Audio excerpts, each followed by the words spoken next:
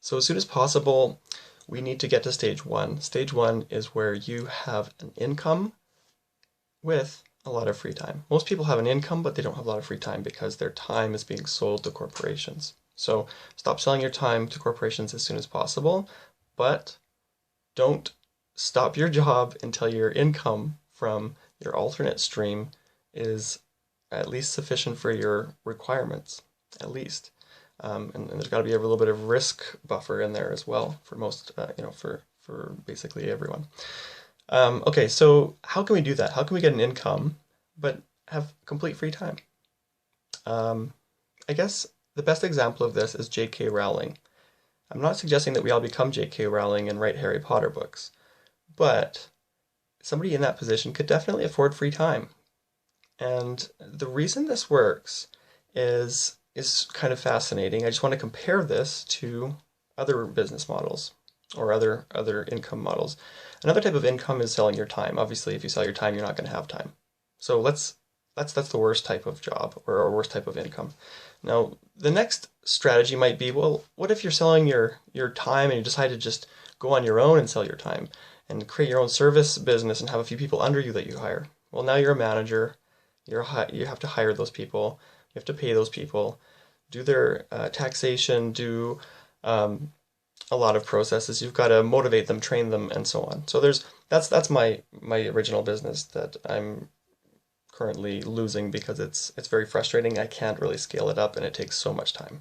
So that business model is not for me. It might be for you, but I'm going to suggest let's I mean, just for my strategy here, let's stay away from the service type of idea where you're going to be selling basically your time, your management time, your, all the different things. We want to free up your time. So it turns out management actually takes a ton of time, and it just seems like a good idea when you're starting out a business, but it's not from my perspective. So the next model after that is the product model, where your service becomes a product. So if you can change your service into a product, it makes more sense. For example, if you're fixing Windows, create a device that fixes Windows for them, and then you've got a product that you can sell, for example. So whatever it is, just make a product and sell the product.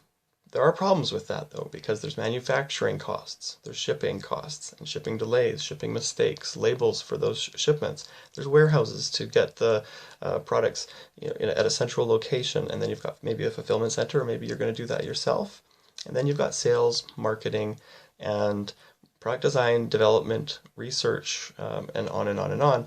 Pretty soon you'll realize that that model actually does take quite a bit of time. So there's a slightly better model. Oh, and there's one other thing. There's a lot of support calls and refunds and issues that go along that line as you sell products. But it is a step up from services, I believe. From my research and from my own experience, a service model or service business will reach basically a glass ceiling. They'll grow to a certain size and then they stop. It becomes very difficult to rise above that in the service industry because it gets so unmanageable. You've got to have thousands of employees to scale up past a certain level, and it just gets ridiculous with management overhead, training, and all the different costs involved in hiring and maintaining those staff and keeping them happy. People are fickle. They want to move to the next employer who's going to pay them more. I've been there. I've done that. I don't believe in that model, personally.